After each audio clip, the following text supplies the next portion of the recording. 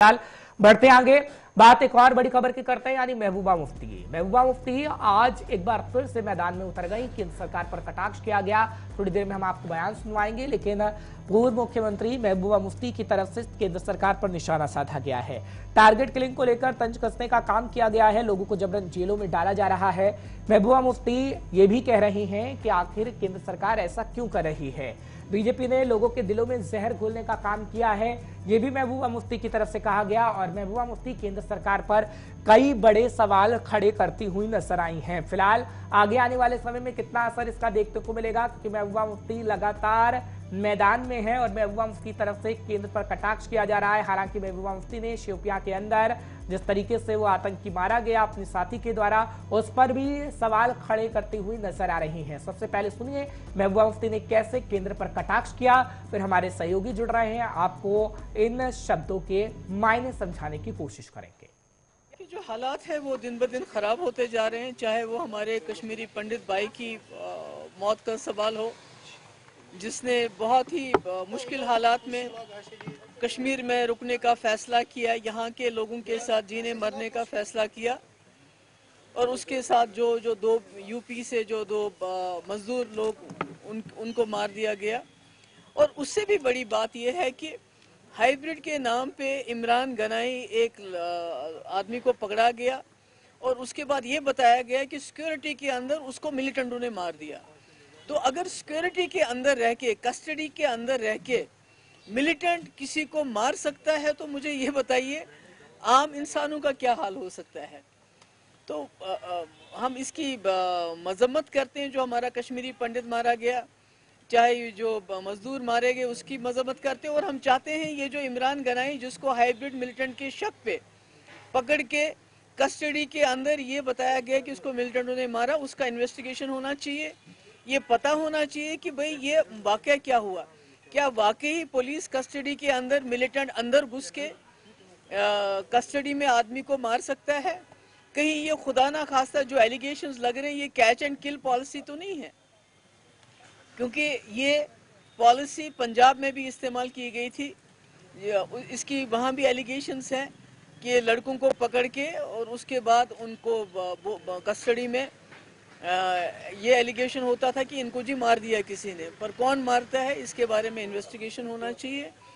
और हमें ये भी खदशा है कि जो गुजरात के इलेक्शन नज़दीक आएंगे, हिमाचल के इलेक्शन नज़दीक आएंगे, यहाँ इस किस्म का जो है माहौल और भी बिगाड़ा जाएगा, ताकि जो हिंदू मुस्लिम का खेल बीजेपी खेल रही है उनको ज़्यादा उसको एक्सप्लॉइट करने का मौका मिले। शुक्रिया। तो महबूबा मुफ्ती बोले और उनकी जुबान से बीजेपी शब्द ना निकले, ये शायद नहीं हो सकता। आज भी वैसा ही हुआ है। समझने के लिए सनम एजाज का रुख करते हैं। मेरे सीनियर साथी इस वक्त हमारे साथ जुड़े हुए हैं। सनम, बहुत बहुत शुक्रिया 5 के पंच में अपना समय देने के लिए। सनम, जैसा कि मैंने कहा कि महबूबा मुफ्ती बोले और बीजेपी शब्द का इस्तेमाल ना हो, शायद ऐसा ही हुआ हो जब से गठबंधन टूटा है। हालांकि गठबंधन से पहले तो बीजेपी का नाम लिया जाता था, लेकिन वो सकारात्मक होता था, लेकिन अब नकारात्मक होता है। क्या मायने आप देखते हैं इस एनकाउंटर पर भी सवाल खड़ी करते हुए नजर आती है महबूबा मुफ्ती समय समय पर? हालांकि जो साथी के द्वारा मारा गया है आतंकी, उस पर भी सवाल खड़े किए हैं, लेकिन कहा है कि गुजरात हिमाचल के जो चुनाव नजदीक आ रहे हैं उसके लिए ये सब हो रहा है। देखिए हर्ष, एक चीज़ हमें माननी पड़ेगी। जैसे ही कल रात को जो यूपी के 2 लेबर्स को मारा गया और उसके बाद लगभग आधे घंटे में ही पुलिस ने बताया कि उन्होंने इस के आरोपी को, मेन आरोपी को पकड़ लिया है। फिर सुबह के टाइम ये भी बताया कि इसका दूसरा भी पकड़ा गया है। और फिर आज सुबह की जब सुबह नींद से लोग जागे तो फिर सोशल मीडिया के ज़रिए, टीवी के ज़रिए और ख़बरें आने लगी और पुलिस का ट्वीट भी आने लगा कि इसका जो मेन आरोपी है उसको हम ले जा रहे थे और वहाँ पे हाइड आउट में वहाँ पे उस पर फायरिंग हुई। तो सुबह से ही सोशल मीडिया पे ये बहस चल रही थी और सीक्वेंस ऑफ इवेंट्स हम जिसे कहते हैं, उस सीक्वेंस पे सवाल उठा रहे थे। और सोशल मीडिया पे, चूँकि आजकल सोशल मीडिया जो कश्मीर में है, बहुत से लोग अपने ही नामों से इस्तेमाल नहीं करते हैं, लेकिन कहीं ना कहीं वो कश्मीर के ही होते हैं, तो वो सवाल उठा रहे थे। और सुबह से एक अंदाज़ा था कि इस पर सवाल उठेंगे, महबूबा मुफ्ती इस पर स्टेटमेंट देगी, इस पर दूसरी जमातें भी रिएक्ट करेंगी। और फिर महबूबा मुफ्ती ने इस पर रिएक्ट किया, उसने सवाल उठाया और नेशनल कॉन्फ्रेंस के जो जो MP हैं हसनैन मसूदी, उन्होंने भी सवाल उठाया, और सवाल ये जो उठाए हैं उन्होंने इसकी प्रोब की, यानी मांग की है। उन्होंने बताया कि इस मामले में जो सीक्वेंस ऑफ इवेंट्स हैं उस सारे के हवाले से जो प्रोब है, और उसके साथ साथ कहीं न कहीं महबूबा मुफ्ती ने ये एक चीज़ जो की है ये एक्सपेक्ट थी, और शायद कश्मीर के लोग भी जो सारी सिचुएशन देख रहे थे, जो सीक्वेंस ऑफ इवेंट्स देख रहे थे, उसमें कश्मीर के लोग भी चाहते थे कि कोई लीडर बात करे। ठीक है, महबूबा मुफ्ती को राजनीतिक फायदा मिलेगा सनम इससे? देखिए, राजनीतिक फायदा यहाँ मिलने की बात नहीं है, यहाँ बात है एक आम शहरी मारा गया, वो हिंदुस्तान का नागरिक था। चाहे कश्मीर में इस गोलीबारी में जो भी मरता है, चाहे वो फौजी मरता है या वहाँ पे कश्मीरी मरता है, जिसको मिलिटेंट कहें या क्या नाम दें, लेकिन मरता हिंदुस्तान का नागरिक है। तो सबसे बड़ा सवाल है, इंसानियत का सवाल है। एक आम हिंदुस्तान के नागरिक की मौत हुई है, ना आम तो नहीं कहेंगे, अभी वो मुश्तबा है, अभी पुलिस खाते में वो उसको मिलिटेंट दर्ज करना है।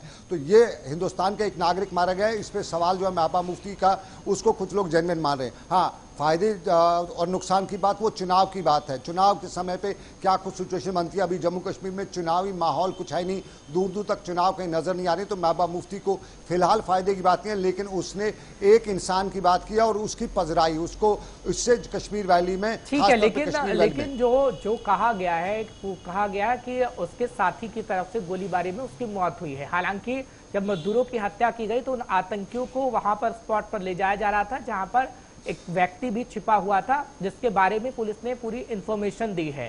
हालांकि जांच होगी तो यह पता लगेगा, लेकिन जांच से पहले ऐसे शब्दों का इस्तेमाल करना और जांच से पहले ही कोई नतीजा दे देना कितना सही है महबूबा मुफ्ती का? देखिए हर्ष, मैं सोशल मीडिया देख रहा था, कुछ लोगों से भी बात कर रहा था, और अगर सोशल मीडिया को देखते हुए हम देखें, कश्मीर के लोगों का ओपिनियन देखें, सबका यही कहना था कि जब भी इनकाउंटर कहीं पे, जब भी कहीं पे फोर्सेज जाते हैं उस स्पॉट पे जहाँ उन्हें मिलिटेंट्स के हाइड आउट का पता हो, तो उस इलाके को कार्डन किया जाता है। उस इलाके को कार्डन करने के बाद ही जो उनके पास सोर्स होता है या इन्फॉर्मर होता है वो वहाँ पे जाते हैं। तो वहाँ पे जो मिलिटेंट वगैरह हैं उसकी गोली जो है उससे पहले उसका एरिया का, और फिर 200 से 300 के करीब लोग जो हैं फोर्सेज के, CRPF, BSF, आर्मी या JNK पुलिस, ये लोग 500 के करीब लोग जाते हैं वहाँ कार्डन करने के होंगे, या कम से कम 200 तो जाते ही होंगे। तो उस कार्डन में से मिलिटेंट ने गोली चलाई और फिर वो भाग गया। ये इस पे बहुत ज्यादा सवाल, पहला सवाल यही कश्मीर उठा रहे हैं कि ये कयास लगाए जा सकते हैं सिर्फ, चाहे सोशल मीडिया पे हो, क्योंकि सोशल मीडिया पे तो हम देखते हैं सोशल मीडिया का जमाना है, लोग प्रतिक्रिया देते हैं, कयास लगाते हैं, लेकिन सच्चाई क्या है वो तो जांच में पता लगता है। फिलहाल सवाल खड़े किए जा रहे हैं, लेकिन पुलिस की तरफ से क्लियरिफाई कर दिया गया है कि किस तरीके से वो आतंकी मारा गया है। सनम, बहुत बहुत शुक्रिया हमारे तक जानकारी पहुंचाने के लिए, हमारे दर्शकों को अपडेट रखने के लिए। फिलहाल हमारे सीनियर साथी बताने की कोशिश कर रहे थे कि जो आतंकी मारा गया है उस पर सवाल कहीं ना कहीं खड़े कर रहे थे राजनीतिक पार्टियों के कुछ नेता। रीजनल पार्टी महबूबा मुफ्ती जिस तरीके से सवाल खड़े कर रही है, लेकिन पुलिस की तरफ से क्लियरिफाई किया गया है जो मजदूरों की हत्या की गई थी अब वो आतंकी